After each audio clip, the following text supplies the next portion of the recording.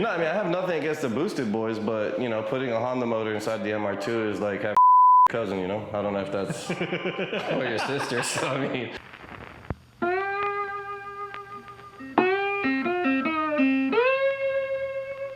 Get him in my beer, bro. Give Modelo as a sponsor. Yeah. Well, he knows how much we're paying the ass, bro.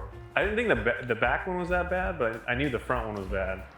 You didn't know the back one was bad? I mean, I didn't like pay attention. The back one was just as terrible as the front. Because you didn't have this line either on half of it. Oh, really? So, yeah, on one side. This side, that's how we matched the sides. Said, do you want us to match the line, or do you want us just to leave it one without the line and one with?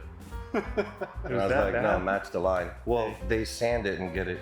Yeah. Like they'll feel it and they'll get the bumper to match. So now, see, they're pretty close now. But this one wasn't as bad as the front bumper, but this one still had a lot of spots that we had to put a lot of diamond glass, primer. This was 3 times already it's been primered. Now when we block it, we'll see how smooth it came out. We'll block it, you know, wet sanding it down, and then we'll see how smooth everything is. And if it's good, we'll put it into paint on Monday. That one's gonna have to get primered one more time. That's the one that had all the big giant chips in it, you know, like where it was ripped. Yeah, that one was bad. So on this one, we got it to stick here, but you feel it, if you feel here, feel right there.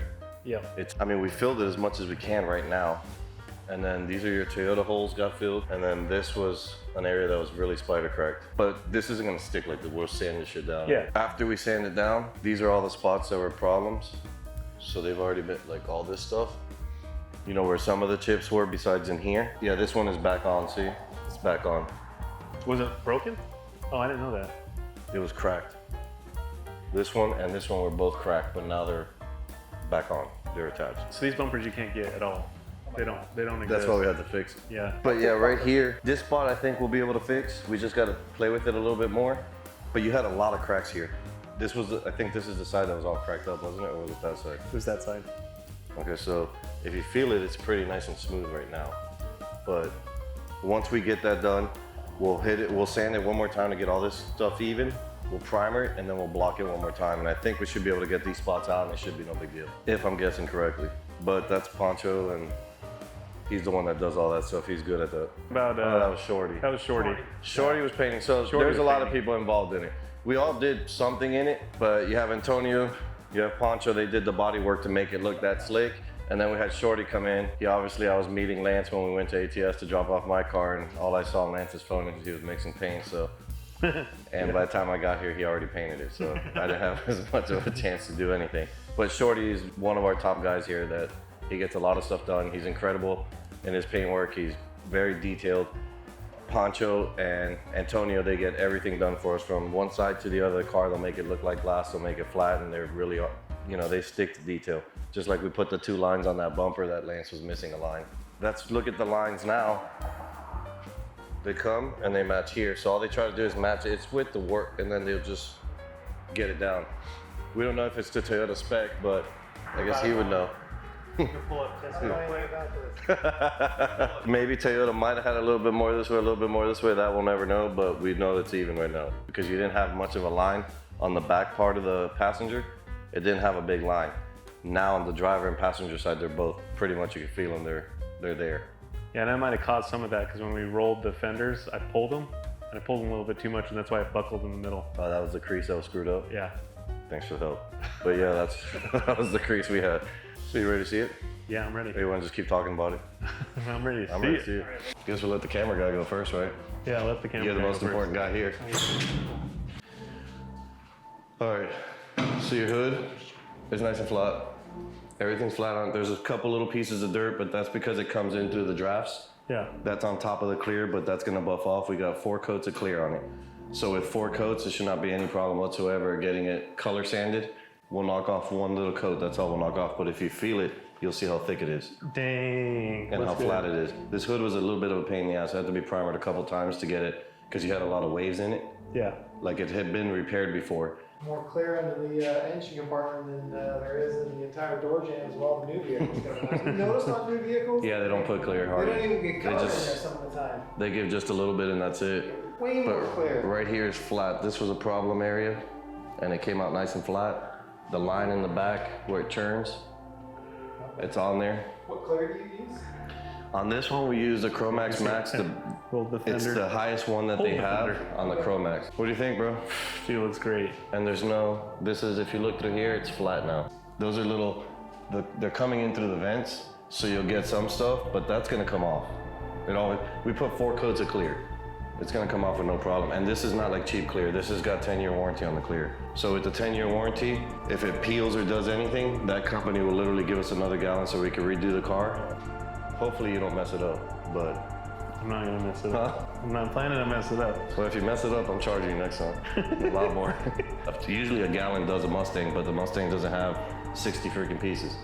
Yeah, that looks good. But all in here, once you put all your pieces back, if you feel right here like he was talking about the clear, when it's color sanded and it's buffed and polished, you'll see how good it's really gonna pop, and all the little, tiny little things will come off. You won't have anything on there whatsoever. It's gonna look badass, I think. But I don't want to toot my own horn until we actually do it and see. Yeah, this is a rare situation where I would say tooting your own horn is completely appropriate. Is it? I think so, dude. I think it's warranted in this situation. Well, then I'll start tooting now. You're gonna want to put the motor out of your white one in here now. Motor and turbo. Let's say motor, I just need to put a turbo on it. The goal is to keep this one, you know, pretty tame though. I wasn't gonna go crazy with this one. Well, you already did with the paint. Famous last words, keep this one tame. Yeah. I mean, I picked Aaron and Lance. I guess Lance is the reason. I've always had a sweet spot for the MR2s. I don't know why, I just love these little cars. But then I picked that one. I saw his on the videos you guys were making, and I was just like, I need a V6 MR2. And then I looked up everywhere. I saw a bunch of people that do the MR2 stuff, this, that. And I had one in my backyard, Aaron. I saw what he did, and he totally blew them out of the water. Nothing against him, but I saw his cars, I saw Aaron's car, and if you're gonna get your MR2 done, ATS is really the only place I'd take it to, and Lance has all the experience as well. I wouldn't waste no time with that. I don't know all of them, but I didn't see any of them that run that well. I know the BoostedBoiz had one, but that shit blows up every other run. It's got a Honda motor, so it's kind of an inbred. It's like having... It did blow up at Nationals, and I don't think it's even running yet. I don't think it's been running since. I mean, it's got a Honda motor. It's not gonna run very well. Shots. Yeah. Do you want one? No, not for that. Well, no, I mean, I have nothing against the BoostedBoiz, but you know, putting a Honda motor inside the MR2 is like having cousin, you know? I don't know if that's or your sister, so I mean. She can break up with you, cousins afterwards. Yeah, or she's still your sister. So I don't know if that's something I would do, so no, nothing against them. To each his own. In Virginia, they like kissing cousins, so you never know. Are you not entertained? Are you not entertained? I think a lot of customers, while it was here and we were doing them, they were kind of like, some of them never even seen one. They don't even know what it is, especially the younger people. They don't even know what an MR2 is. When they see it, they're like, oh, that's pretty cool. What is that? It was ahead of its time with the, you know, rear engine, everything in it, because if you think back in the day, you had what, the IROC Z, a Fox body. And that's why I like these. In high school, there was one that we had fixed up that had nitrous turbo. It was a white one. It wasn't like, it probably made 3, 4, who knows what it made. But it was fast as hell at the street races. I raced a bunch of people with it and it was fast as hell. The low 10s was Suzuki Samurai with the 13B Bridgeport rotary, which you would have never thought. I mean, that's before we even got into domestic cars. So we have a little bit of a following on both sides. So we're gonna paint your car next after it gets back from ATS and gets all the magic done. They're gonna shoot for $650. You're gonna paint yours. Would you paint more MR2s? I would definitely do it, and I guess you guys can come D-trim and charge them for the D-trim. I'll paint them and you put it back on.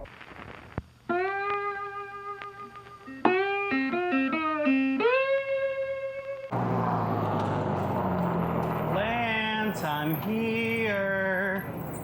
You're gonna do a long...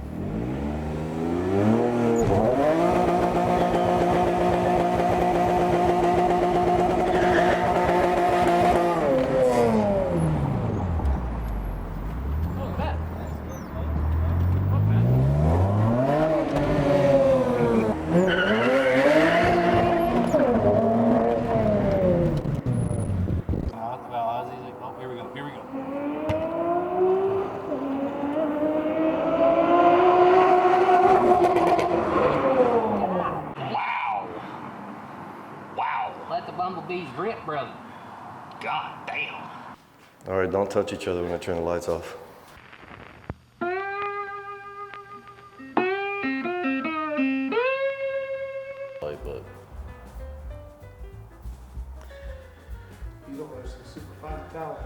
Huh? Fine, super fine pearl and fine metallic too. Yeah, we're trying to get it consistent throughout the whole car.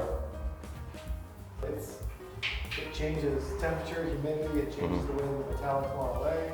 But after you guys put everything back on, then that's when we'll buff it, because we really can't buff the bumpers and stuff on the stands, or they're gonna come out like crap. We Yeah. need it to be on the car where it's firm and we can go through it. But we'll put it out Monday. We wanted to leave it in here because this clear does take a little longer to cure. And then on Monday, we'll put it in the sun and just let the sun bake it. And when the sun bakes it, it's gonna change a lot of stuff. It'll expand better, you know, everything will start working. You can still smell in here, it's kind of still flashing.